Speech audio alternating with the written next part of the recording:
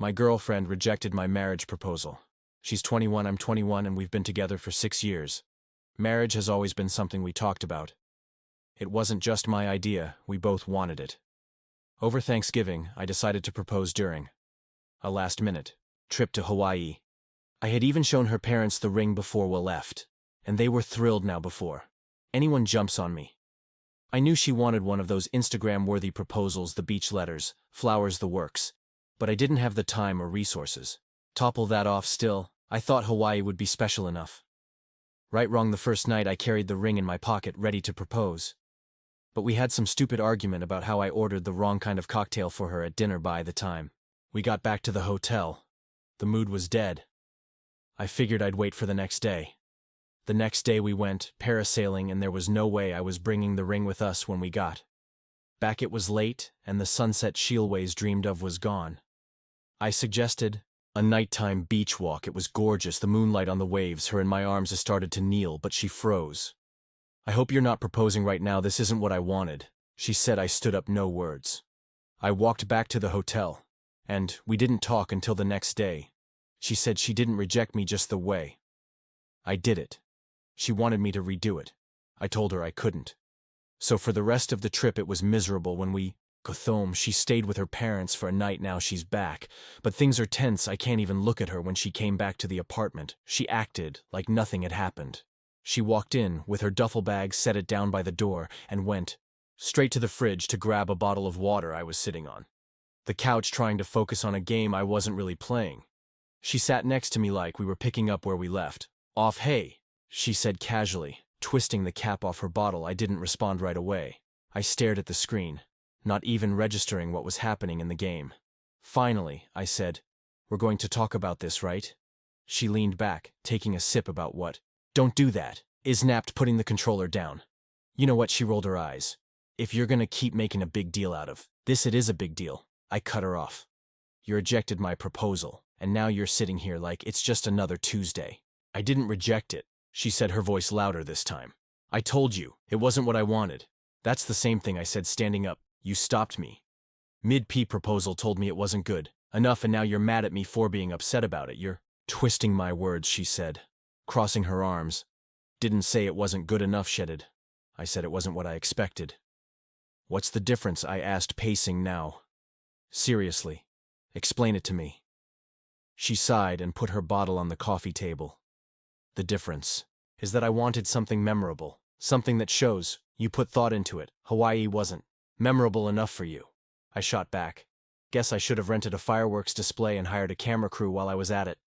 She threw her hands up. I'm not asking for fireworks. I just wanted something romantic like we talked about. You didn't even try to make it special for me.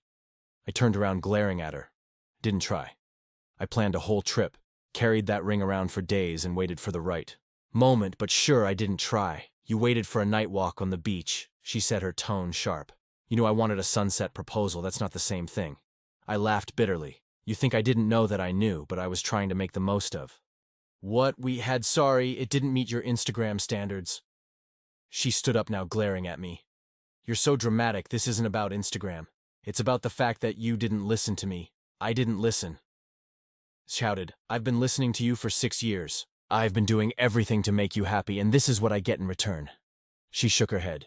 You're impossible. I can't even talk to you when you're like this. Oh, I'm the problem now, I said, my voice rising. You embarrassed me on that beach. Do you have any idea how hard it was for me to even get to that point, and you just threw it all back in my face? She didn't answer. She grabbed her water bottle and stormed off to the bedroom, slamming the door behind her. I stayed in the living room, staring at the blank TV screen, too angry to even think about going to bed the next morning.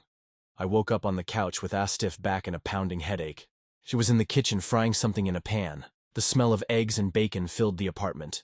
But it didn't feel comforting. It felt out of place, like she was trying too hard to act normal. Are you going to sit there all day, or are you going to eat? She asked without looking at me. I'm not hungry, I said, grabbing my phone and walking to the bathroom. I locked the door behind me and turned on the shower just to drown out the sound of her in the kitchen. When I finally came out, she was sitting at the table with her plate of food, scrolling through a magazine. She didn't look up as I walked past her. Are you planning on ignoring me forever? She asked as I grabbed my keys from the counter. I'm going for a walk, I said, not stopping to explain. When I came back an hour later, she was gone. There was a note on the counter. I'm at my parents'. If you want Todok like an adult asterisk, I crumbled it up, frustration building, and tossed it in the trash later that night. She came home and we tried to talk again. This time both of us were calmer, but the tension was so thick it felt like you could cut it with a knife. Why do you always make everything so black and white? She asked, her voice strained. It's like you can't handle any compromise. This isn't about compromise, I said, sitting across from her, my hands gripping the table. This is about you, not appreciating what I did for you. She sighed a long, exasperated breath. I do appreciate it, but you're acting like I committed some huge crime by asking for something different. I couldn't hold it in any longer because you made me feel like I wasn't good enough.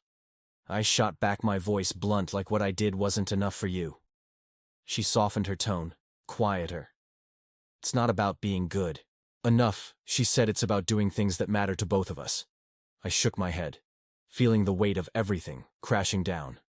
I don't think we're ever going to see eye to eye on this. She didn't answer, and we sat in silence for what felt like an eternity. Finally, she got up and walked to the bedroom without saying another word. I stayed at the table, staring at the ring box still in my pocket, wondering if it would ever leave. A few days later, I met one of my closest friends for lunch. I needed to get out of the apartment, and honestly, I just wanted to vent. He knew about the proposal, so he asked how it went. It didn't, I said, leaning back in the booth, the weight of the situation still heavy in my chest. He raised an eyebrow. What do you mean? She stopped me mid-proposal. I explained, my voice flat. Told me it wasn't what she wanted. He sat down. His burger. Are you serious? What the hell was wrong with it? She didn't like how I did it, I said, my frustration growing. Again, it wasn't grand enough. She wanted something like the stuff you see on Instagram, flowers, lights, photographer hiding in the bushes. She said that while you were proposing. He shook his head. Man, that's messed up. I get people have their preferences, but that's a slap in the face. Exactly, I replied. Now she wants me to redo it the way she wanted it in the first place. He stared at me, his face serious. Don't do it, he said firmly. If you do, you're just teaching her that she can control everything. Later that night, I went to a friend's house for a game night.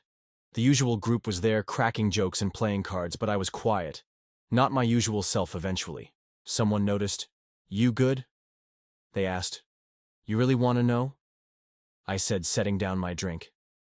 I tried to propose to her in Hawaii and she rejected it. The room fell silent, everyone's eyes on me, waiting for more. She didn't like the way I did it. I continued. She wanted something big and flashy. Now she wants me to do it again her way. Wait, one of the guys said she rejected the proposal because it wasn't Instagram worthy. Pretty much, I said, shrugging. Apparently, I didn't have a drone fly over with a banner or something. One of my friends spoke up, his voice more serious. Now, dude, you planned a trip to Hawaii. That's already above and beyond. If that's not enough, I don't know what is exactly, I said, but apparently I should have rented a whole production crew for it. She's being selfish. Another friend chimed in. If she really loved you, she'd care more about the gesture than the setting. The next day I ran into a mutual friend while grabbing groceries. She asked about the trip and I told her everything that happened. She listened quietly, then said she wanted a sunset proposal with all the bells and whistles. Yep, I said, tossing a loaf of bread into my cart, and since I didn't deliver, she stopped me mid-meal. Wow, she said, blinking in disbelief. That's rough. What are you going to do? I don't know, I admitted. I can't just pretend it didn't happen, but she keeps acting like I'm the one overreacting. I get wanting a nice proposal, she said thoughtfully. But if she really loves you, it shouldn't matter where or how you do it. That's what it hot. I said, shaking my head, but apparently I don't get it. Well, for what it's worth, she said, giving me a sympathetic smile. You deserve someone who appreciates you, not just what you can do for them that night. I was sitting at the kitchen table talking on the phone with one of my friends about everything I needed to vent. To talk it out, she told me to redo it, I said quietly. But how do I come back from that? She made me feel like an idiot in the moment, and now she expects me to just try again like nothing happened. I didn't realize she was standing in the doorway until she cleared her throat. Talking about me again, she asked, crossing her arms. It's not like you gave me a lot of choice. I hung up the phone, still processing what had just happened. Wow, she said, you really love playing the victim, don't you? Playing the victim. repeated. You humiliated me. What am I supposed to do? Just bottle it up and smile. I expect you to be an adult. She shot back, her voice rising. Not run to your friends every time something goes wrong.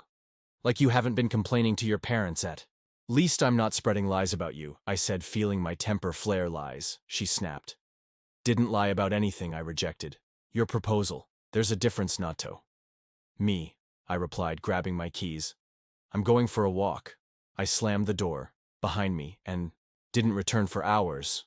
When I came back, she was already asleep, or at least pretending to be. I didn't bother trying to wake her a few days. Later we tried talking again.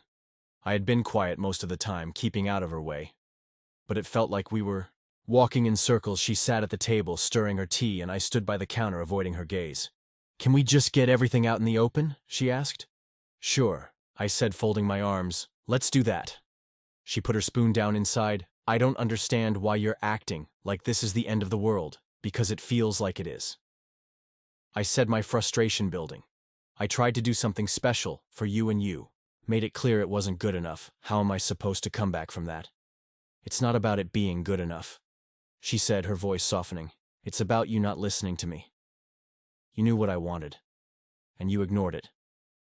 Didn't ignore it. I raised my voice. I did the best I could with what we had. Sorry. If it didn't meet your standards, it's not about standards, she said, shaking her head. It's about effort. I laughed, bitterly. Do you have any idea how much effort I put into that trip booking? Everything last minute, carrying that ring around, trying to find the perfect moment, and none of that counts. It's not the same, she said. You made it about convenience instead of about me. Convenience. I slammed my hand on the counter. I planned that trip. Because you wanted it, I proposed on that beach because it felt right, and now you're telling me it was all wrong because it didn't look like something out of a movie.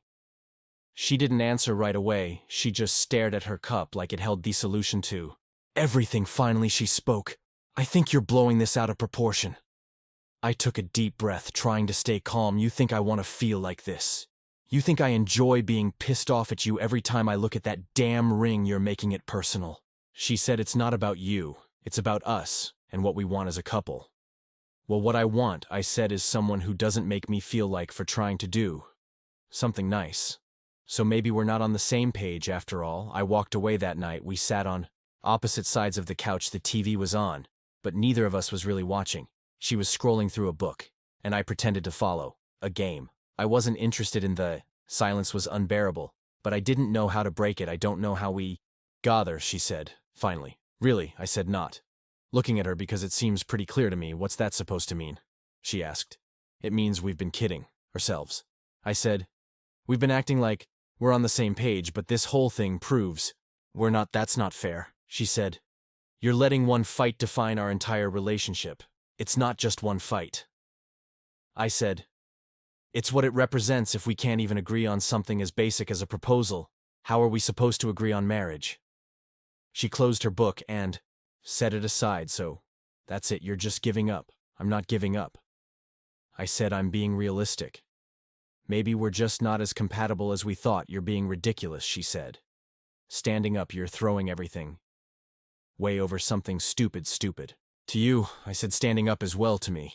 It's everything. She moved back in with her parents. We talked once after that.